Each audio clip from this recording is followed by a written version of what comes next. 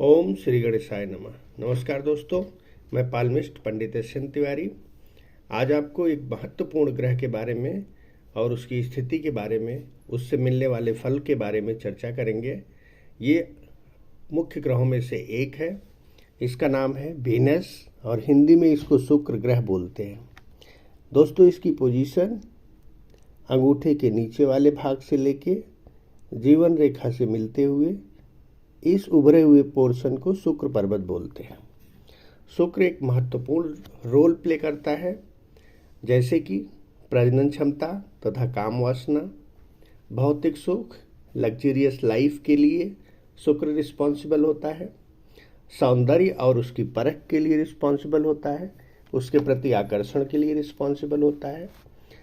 चौथा पॉइंट, श्रृंगार रस से जुड़ी कविताएं और नृत्य में विशेष रुचि होती है। इस तरह से शुक्र पर्वत जिसका ठीक ठाक कंडीशन में है, ऐसे लोग गुड लुकिंग टेंडेंसी वाले होते हैं, अच्छा दिखना पसंद करते हैं, अच्छा पहनावा और एक भौतिक सुख सुविधाओं से संपन्न जीवन के दिखावे में इनका बहुत विश्वास होता है।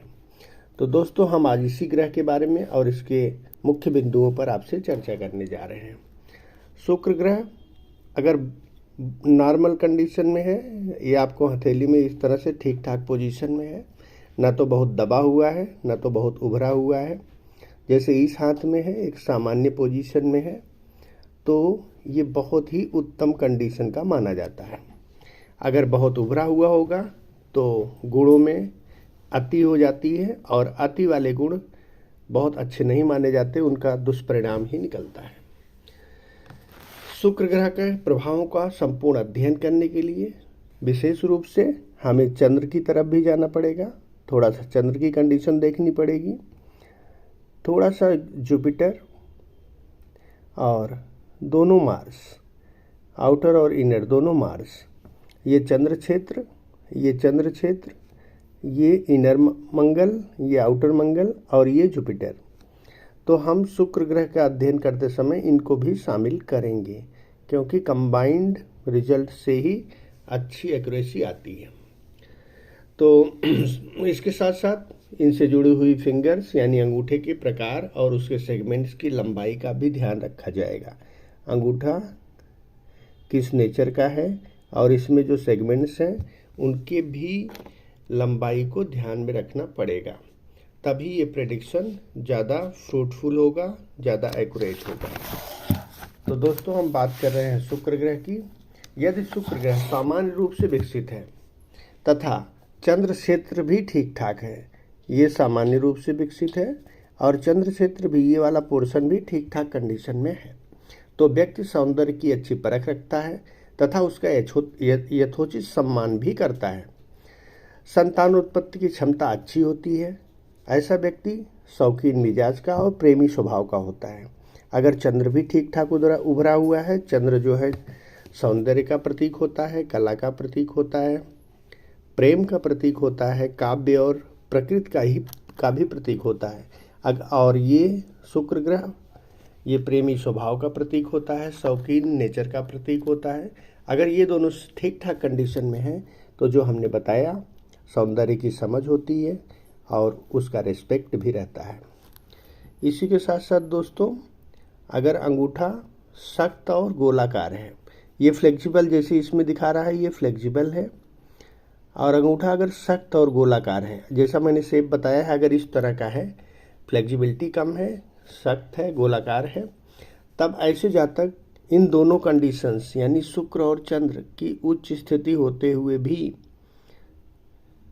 इनके अंदर वो पूरे गुण नहीं आते।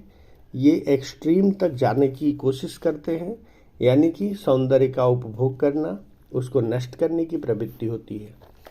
और यदि इसी के साथ साथ जुपिटर दबा हुआ है तो इन दुर्गुणों का, ये जुपिटर अगर ये दबा हुआ है तो इन दुर्गुणों में और भी ज़्यादा घातक हो जाता है। ऐसे लोग कामी और स्त्री लोलुप हो जाते हैं। अगली बात दोस्तों, यदि अंगूठा फ्लेक्सिबल है, ऐसे जैसे ये मुड़ा हुआ है, मुड़ा हुआ अंगूठा व्यक्ति को सामाजिक बनाता है, समाज में मान प्रतिष्ठा दिलाता है, सामाजिक कार्यों में बढ़ चढ़ के रुचि लेता है, यानी मिलनसार होता है। यदि अंगूठा फ्लेक्सिबल है इस तरह का, और इसका ये जो पहला ये वाला पोर्शन है, ये वाला पोर्शन बड़ा है, तो ऐसी कंडीशन में बड़े सेगमेंट से ये डिटर्मिनेशन और दृढ़ निश्चय का सेगमेंट होता है। अगर ऐसा है तो व्यक्ति को सेल्फ कंट्रोल होगा, और ये जो शुक्र के दोष हमने अभी बताए थे वो छिप जाते हैं, उस पर नियंत्रण कर लेता है।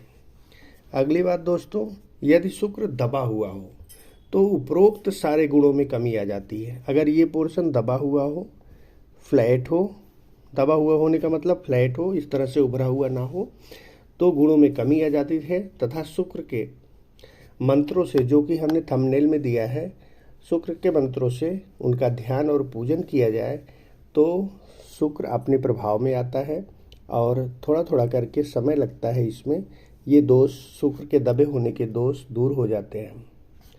दोस्तों अगली बात, अब शुक्र पर्वत पर उपस्थित चिन्हों और रेखाओं की बात करने जा रहे हैं।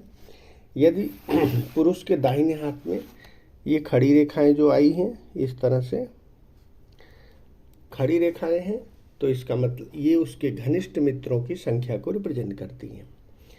और ऐसे लोग मित्रों के साथ घूमना फिरना, शुक्र ग्रह भी ठीक ठाक कंडीशन में हो और चंद्र भी हो, तो ऐसे अपने दोस्तों के साथ ज़्यादा समय व्यतीत करते हैं तथा सुख दुख में एक दूसरे को सपोर्ट करते हैं, और घूमने फिरने के शौकीन होते हैं दोस्तों की अपनी टीम के साथ। अगली बात दोस्तों, यदि शुक्र ग्रह पे ब्लैक स्पॉट है, इस तरह से अगर इस पर एक ब्लैक स्पॉट है, एक या एक से ज़्यादा है, तो ब्लैक स्पॉट का फल कभी भी अच्छा नहीं होता। ये नेगेटिविटी ही फैलाते हैं, कामुकता बढ़ती है, वासना बढ़ती है, और भौतिक चीज़ों के प्रति बहुत तृष्णा बढ़ती है। इसके साथ साथ इनके एक से ज़्यादा जगहों पर संबंध होते हैं, उसमें बदनामी भी होती है, और ये ब्लैक स्पॉट सेक्सुअल ऑर्गन में डिजीज़ के लिए भी रिस्पॉन्सिबल होता है, जिसको गुप्त रोग बोलते हैं। अगली बात दोस्तों, यदि ट्रायंगल है, जैसा कि आपको पता है ट्रायंगल, रेक्टेंगल, ये सब अच्छे परिणाम देते हैं। इस तरह का ट्रायंगल है शुक्र पर्वत पे, तो ऐसे लोग बहुत प्रेमी स्वभाव के होते हैं, प्रेम में सफलता पाते हैं, इनका वैवाहिक जीवन भी सुखमय होता है, जीवन साथी के प्रति ईमानदार होते हैं। अगली बात दोस्तों, अगर इसी शुक्र पर ये रेक्टेंगल बना हुआ है, रेक्टेंगल का मतलब डिफेंस से होता है, रक्षा करने के लिए होता है ये। अगर ऐसा है तो जीवन साथी से हमेशा आपके सामने खड़ा मिलेगा, आपका डिफेंस में रहेगा। आपकी प्रेमिका हो, प्रेमी हो या जीवन साथी हो, वो आपके बुरे दिनों में आपके साथ खड़ा होगा और सबसे आगे खड़ा होगा। तो अगर रेक्टेंगल है तो इस तरह का प्रेडिक्शन आप समझ सकते हैं। स्क्वायर हो या रेक्टेंगल हो, दोनों का एक ही मतलब होता है। यदि आड़ी रेखाएं हैं, अगर इस तरह से आड़ी रेखाएं हैं, तो ये पारिवारिक चिंताओं और उलझनों की तरफ इशारा करता है। अगर ये रेखाएं ज़्यादा हैं तो जीवन में चिंताएं परिवार को लेके बहुत ज़्यादा हो जाती हैं। कहा जाता है चिंता चिता से बढ़कर होती है, व्यक्ति को अंदर ही अंदर कमज़ोर कर देती हैं, खोखला कर देती हैं, और उसका कॉन्फिडेंस लेवल भी गिर जाता है। तो इन सब चिंताओं से छुटकारा पाने के लिए ध्यान योग साधना जरूर करनी पड़ेगी, तब ये चिंता रेखाओं भगवान की कृपा से इनसे मुक्ति पाई जा सकती है। यदि शुक्र पर्वत पर जाल है, इस तरह से जाल बने हुए हैं, तो ये भी उलझनों को ही बताते हैं। इसमें आउटर इंटरफेरेंस भी माना जाता है। एक तो पारिवारिक चिंताएं हैं, कला है, और उसमें बाहरी लोगों का भी इनपुट आता है, जिससे कलह और डिप्रेशन और बढ़ने लगता है।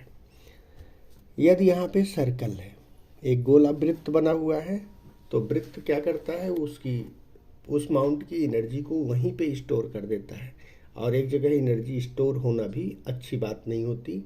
ऐसे ये बहुत अशुभ चिन्ह होता है। ऐसे लोग प्रेम में असफल होते हैं, अपना नेम एंड फेम भी गंवाते हैं, बदनामी भी होती है। तो एक तरह से टॉर्चर्ड रहते हैं अपने संबंधों में ये। यदि इसी के साथ साथ क्रॉस का चिन्ह सिर्फ जुपिटर पे अच्छा माना जाता है, और अगर वीनस पे है, शुक्र पर है क्रॉस का चिन्ह, तो ये भी सर्कल की तरह बदनामी ही करवाएगा।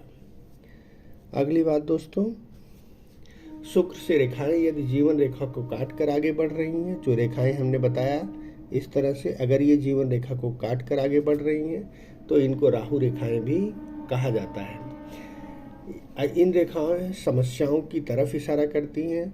जहां जीवन के जिस उम्र में ये रेखाएं काट रही हैं उस उम्र में इसके फल को प्रेडिक्ट किया जा सकता है। समस्याओं को ही ये इंडिकेट करती हैं अगर काट के आगे बढ़ी हैं। काट के अगर ब्रेन लाइन की तरफ गई हैं तो इसका मतलब ये योजनाएं असफल होंगी। काट के अगर हार्ट लाइन की तरफ गई हैं इसका मतलब भावनाओं में आदमी को नुकसान होगा, संबंधों में खटास आएगी और संबंधों में प्रेम नहीं रहेगा, धोखा ही मिलेगा। निम्न मून पर शुक्र की तरफ से आई हुई रेखा एडिक्शन को इंडिकेट करती है। ये निचला चंद्र क्षेत्र है। अगर यहाँ से रेखा इस तरफ शुक्र की तरफ आ रही है तो ये एडिक्शन को इंडिकेट करती है। अगर मिडिल मून से आई है, बीच वाले यहाँ मून से आई है शुक्र की तरफ रेखा, तो ये प्रकृति से प्रेम की तरफ इशारा करती है और सुदूर यात्रा, सुखमय यात्रा की तरफ इशारा करती है। तो दोस्तों, शुक्र पर्वत हमारे जीवन में बहुत बड़ा रोल प्ले करता है। एक तो फर्टिलिटी यानी बच्चे, प्रजनन की क्षमता, बच्चे पैदा करने की क्षमता के लिए रिस्पॉन्सिबल होता है। इंग्लिश में स्पर्म बोलते हैं और हिंदी में शुक्राणु बोलते हैं। यानी स्पर्म का रिलेशन शुक्र वीनस से है।